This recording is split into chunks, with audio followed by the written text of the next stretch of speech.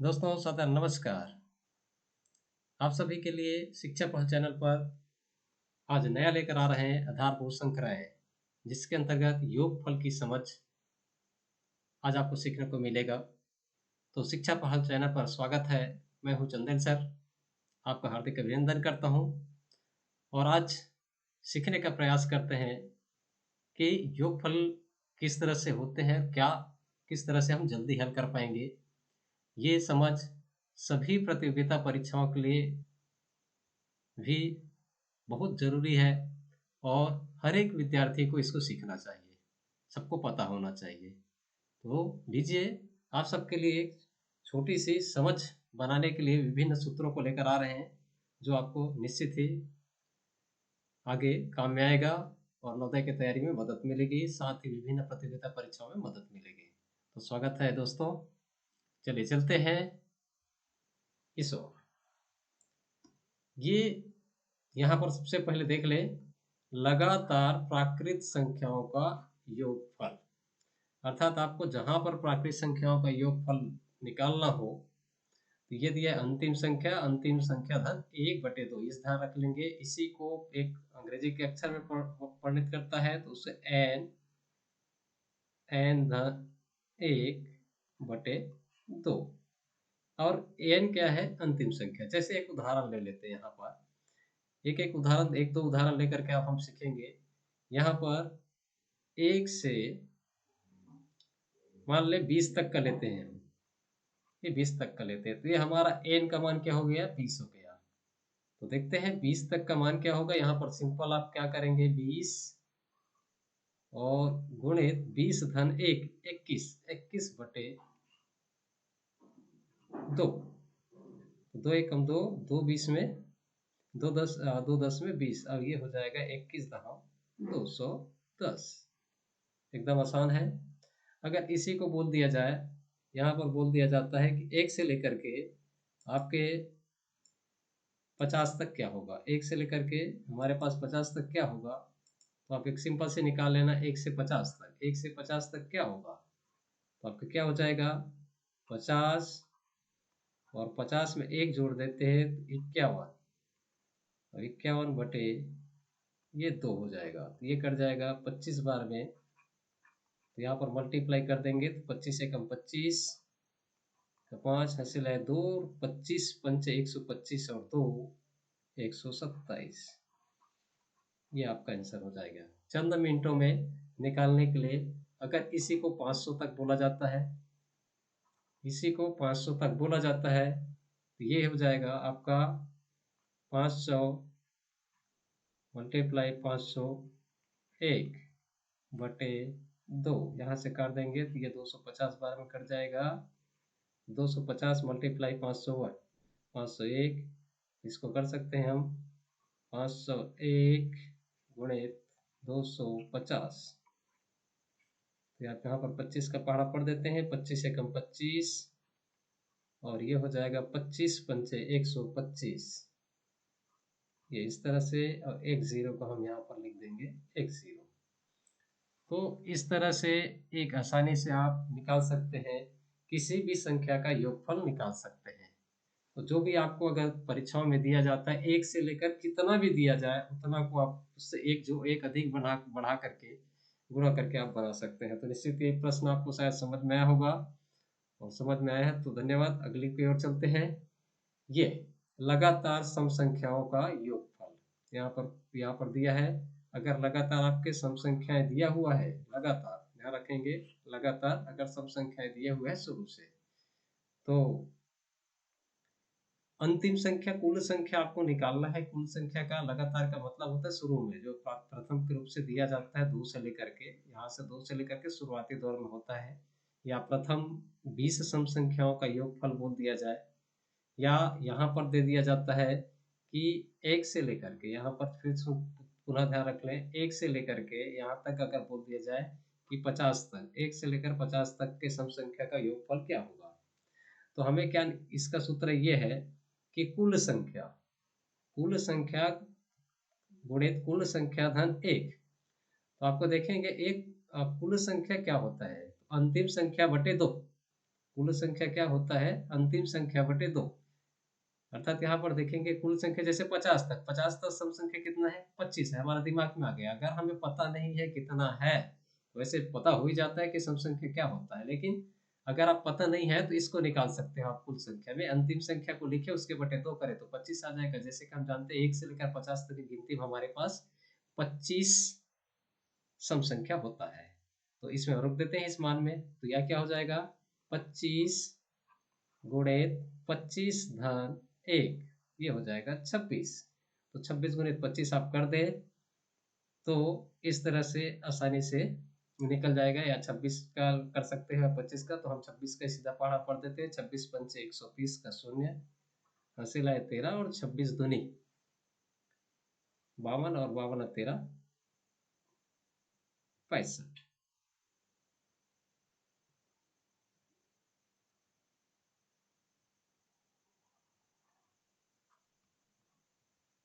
ये लो, ये हो जाएगा 1 से 50 तक सम संख्या का योगफल 650 हो जाएगा। आप चाहे कुछ भी लेकर के देख ले, यहाँ पर जैसे 100 तक का देख लेते हैं। मान लो जाए यहाँ पर लिख दिया कि 1 से लेकर के 100 तक सम संख्या का योगफल कितना होगा, तो 1 से लेकर के आप 100 तक का लिख के देख ले, यहाँ मिटा देता हूँ मैं।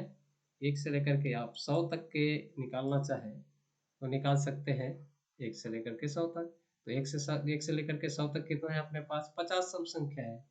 तो 50 मल्टीप्लाई 50 धन 1, 51। अब इतना लिख सकते हैं, तो 5 एकम 5 और 5 पंचे 25, और एक शून्य का एक शून्य बढ़ा देते हैं। इस तरह से आप कुछ भी कर सकते हैं। मैंने उल्टा किया है गुना इसको, कि इस तरह से हम करें तो ज़्यादा बढ़िया हो जाता है। 51 गुणित 50 करते हैं, तो ये इस तरह से मैंने किया है। तो 5 एकम 5 ये लिखा, और 5 पंचे 25, और शून्य का शून्य। तो आप इस तरह से बना सकते हैं, हम जिस तरह से गुणा करें। तो ये सम संख्याओं को, आप जितना भी सम संख्या है उसको आप आसानी से निकाल सकते हैं। हो सकता है पूछा जाता है 1 से 10 तक, 1 से 20 तक, 1 से 30 तक, 140 तक, अगर हमें पूछा जाता है, और बड़े बड़े परीक्षाओं में अधिक से अधिक पूछा जाता है।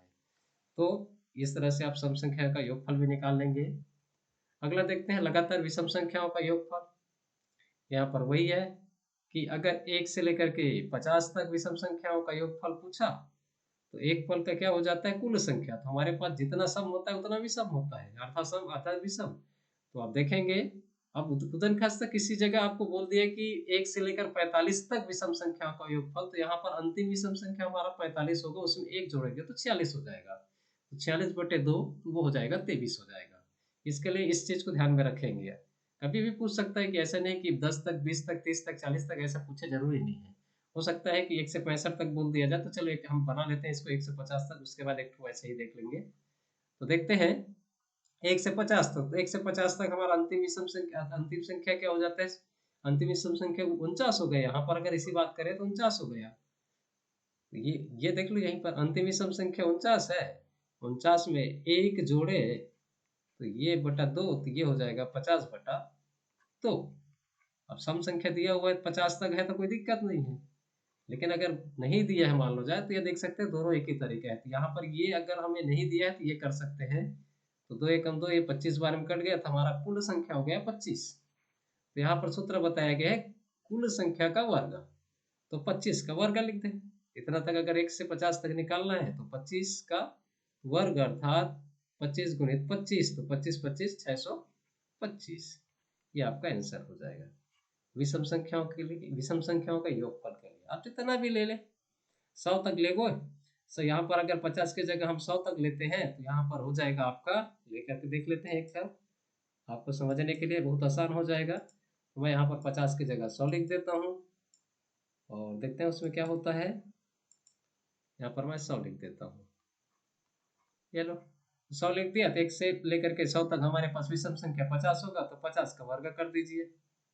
50 का वर्ग कर दिए, अर्थात 50 गुणित 50 कर दीजिए, ये हो जाएगा 2500। तो इस तरह से एक आसान सा योगफल निकाल सकते हो। 1 से 10 तक किया तो हमारे पास 5 होगा, और 5 पंचे 25 होगा। तो ये आप लगातार विषम संख्या भी निकाल सकते हैं। अगले चलते हैं, क्रमागत संख्याओं अगर नियत हो तो, अगर क्रमागत संख्याएं का अंतर नियत हो तो योगफल, यहाँ पर ध्यान देना है कि अगर क्रमागत कोई संख्याएं नियत हो, जैसे एक उदाहरण ले लेता हूँ आपके बीच में कि यहाँ पर ले रहा हूँ मैं 4, 9, ये 14, 19, 24 और आगे चलते जाते हैं अपन लोग और ले लेते हैं 24 और 1 29 और ले लेते हैं 34 और ले लेता हूँ 39 और ले लेता हूँ मैं 44। इस तरह से आप इतना ले लेता हूँ मैं, इतना संख्या को ले लेता हूँ। अब ये बोल दिया कि इसका योगफल बताओ, तो यहाँ पर देखते हैं एक निश्चित क्रमागत है, ये निश्चित क्रमागत है, ये इसमें ये दोनों का अंतर 5 है, इन दोनों का अंतर 5 है, इसे कहते हैं निश्चित क्रमागत। आप ध्यान रखेंगे अगर निश्चित क्रमागत में अगर दिया हुआ है तो आप आसानी से जोड़ सकते हैं। तो हमारे पास देखते हैं कुल संख्या, तो यहाँ पर देख लेते हैं यहाँ पर कुल संख्या कितना है 1 2 3 4 5 6 7 8 9। कुल संख्या हमारे पास 9 है, तो हम 9 लिख देते हैं यहाँ पर कुल संख्या के जगह में। कुल संख्या 9 है। अब उसके बाद पहली संख्या हमारा 4 है, अंतिम संख्या हमारा 44 है, तो ये इस तरह उसके बटे 2 कर देते हैं। तो ये क्या हो जाएगा 9 गुणित 44 4 48 बटे 2, 2 से काट दे, ये हो जाएगा 24 बार में और 24 निया 216। इस तरह से आप आसानी से निकाल सकते हैं। 9 चौक 36 का 6 अस्सी लाया 3 9 9 दूनी 18 3 21 216 हो जाएगा। तो प्यारे बच्चों आप सभी इस तरह से देखते रहेंगे कि इस तरह का योगफल दे दिया जाता है, यहाँ पर ऐसे जोड़ दिया जाता है, तो आप जोड़ने में टाइम वेस्ट नहीं करेंगे अगर बराबर मात्रा में दिया हुआ है तो आप इस तरह से अगर जोड़ का दे दिया जाता है, कई बार परीक्षाओं में मैंने देखा है कि निश्चित अंतराल में अगर दिया हुआ है तो आप इस आसानी से निकाल सकते हैं, चाहे कितना भी लंबा क्यों ना दिया जाए। या बोल दिया जाता है 4 9, तो ये अगला ये 10वीं क्लास में अक्सर पूछा जाता है, 10वीं क्लासों में उनके लिए भी उपयोगी हो सकता है कि योगफल क्या होगा, तो एक आसान सा ट्रिक से आप निकाल सकते हो। तो लीजिए अगला चीज क्या है हम देखते हैं, ये रहा लगातार प्राकृत संख्याओं के वर्गों का योगफल। जैसे हमें अभी पिछले 1 2 साल के पेपर में मैंने देखा था कि जैसे दे दिया रहता है कि लगातार प्राकृत संख्या 1 का वर्ग धन 2 का वर्ग धन 3 का वर्ग धन 4 का वर्ग धन 5 का वर्ग धन 6 का वर्ग धन 7 का वर्ग धन 8 का वर्ग धन 9 का वर्ग, अगर इस तरह से दिया है। अब इसका बोल दिया किया इसका योगफल ज्ञात करो, इतने संख्या का योगफल निकालने बोल दिया जाए, तो आप क्या करोगे इसको, जो आप कितना टाइम लगेगा आपको अगर इसका सबका वर्ग निकालोगे, 1 का वर्ग 1, 2 का वर्ग 4, 3 का वर्ग 9, 4 का 16, 5 का 25, 6 का 36, 7 का 49, 8 का 64 और 9 का 81, सबको जोड़ने में टाइम लगेगा। तो आप क्या करें, ये अंतिम संख्या को ध्यान रखें, अंतिम संख्या हमारा क्या है 9 है। तो चलिए यहाँ पर उसी चीज को फॉलो करते हैं, अंतिम संख्या 9, तो यहाँ पर कोष्टक डाल दे 9 धन 1, फिर कोष्टक, ये मल्टीपल है, तो यहाँ पर फिर लिख दे कोष्टक के अंदर 9 गुणित 2 धन 1 और इसके बटा क्या कर दे आप 6 कर दे। ध्यान रखें 9 9 धन 1 ये सभी गुणों में है, तो निकाल के देखते हैं तो क्या होगा 9 गुणित 10 गुणित 19, ये लो बटे 6। अब जितना करता है काट देते हैं, 2 पंचे 10 और 2 तिया 6, 3 एकम 3, 3 तिया 9। अब यहाँ पर देख ले 19 पंचे 95 और 95 तिया देख ले 95 दूनी 290, 95 दूनी 190 और 95 तिया 285। तो इस तरह से आप निकाल सकते हैं।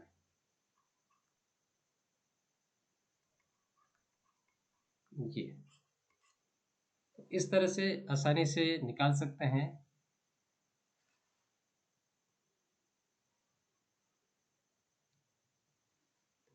वर्गों का योगफल दिया हो तो। इसमें लंबा करने की जरूरत नहीं, एक बार प्रैक्टिस कर ले, सभी इसको लिख लिख कर प्रैक्टिस कर ले, 10 तक, 15 तक, 17 तक, जो भी लिखना है लिख करके आप प्रैक्टिस कर ले। और इस प्रैक्टिस करेंगे तो निश्चित रूप से आपको बहुत फायदेमंद होगा। और ये लाइफ टाइम के लिए है, कैसे करना है, क्योंकि करत करत अभ्यास के जड़मति हो सुजान, रसरी आवत जाति ही सिर पर होत निशान। जब तक अभ्यास ना किया जाए तो वह एक ही बार में हमारे पास कुछ समय के लिए रहता है। मैंने अनुभव किया है, या सिद्धांत कहते हैं कि अगर आप किसी कार्य को किए हैं, अगर स्कूलों में आपने सीखा है, तो उसको आप 24 घंटा के अंदर रिमाइंड मारें, फिर उसको 3 दिन के अंदर रिमाइंड मारें, फिर 1 सप्ताह के अंदर उसको रिमाइंड मारें, फिर 1 माह के अंदर रिमाइंड मारें, तो आपका माइंड में वो पूरी तरह से बस जाता है। नहीं तो भूलने की संभावना ज़्यादा होती है। तो इसको आप रिमाइंड करते रहें, और यदि होगा तो देखते हैं। ये रहा देखिए, किसी भी संख्या का, किसी भी यहाँ पर पढ़ के देख लें, किसी भी संख्या के n तक पहाड़े का योगफल निकालना। किसी भी संख्या हो, चाहे कुछ भी संख्या हो, और कितना भी आपको पहाड़ निकालने बोला जाए, या लघुत्तम या महत्तम पढ़ते समय आपको गुणज पूछा जाता है कि 7 का प्रथम 15 गुणज का योगफल कितना होगा, या 8 के प्रथम गुणज का योगफल कितना होगा, जो भी पूछा जाता है, तो आप ध्यान रखेंगे कि अगर यहाँ पर पूछ दिया जाए, मैं सामान्य रूप से ले रहा हूँ 7 के 20 तक का पहाड़ा, अगर मैं बोल दूं कि 7 तक के 20 तक के पहाड़े का योगफल क्या होगा, तो यहाँ पर देखेंगे ये हमारा n है, ये हमारा n तक पहाड़ा बोला है, तो अर्थात 20 तक पहाड़ा बोला है। तो हम देखेंगे 7 दाम 70 होता है, 7 ग्यारह 70, 7 12 13 14 15, तो लास्ट हमारा संख्या हो जाएगा 140 हो जाएगा।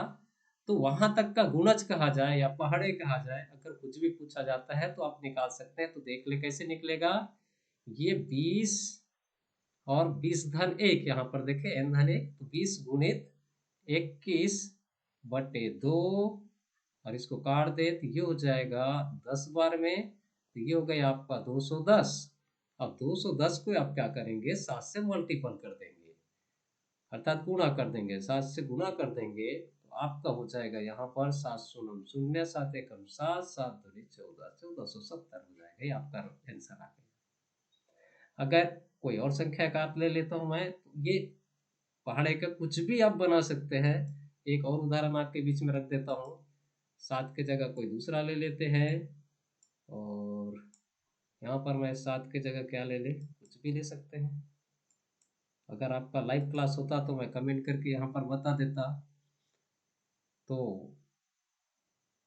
क्या पर मैं ले लेता हूँ 9 का ले लेता हूँ, 9 का चलो 15 तक का पहाड़ा, 15 नहीं, यहाँ 135 तक ले जाते हैं, तो 15 नहीं 135 होगा, तो हमारा 15 अंतिम संख्या है, तो 15 में 1 जोड़ दे तो 16 हो गया, और 16 का क्या निकाल दे, 2 कर दे तो 2 अट्ठे 16, 8, और 15 अट्ठे 120। अब 120 जो आया है उसको 9 के साथ यहाँ पर गुना कर दे, जो जिसका पहाड़ा पूछा है उसके साथ जो संख्या है उसका गुना कर दें, 9 के साथ कर देंगे, तो 12 नहीं आए 108, तो 1080, ये आपका आंसर हो जाएगा।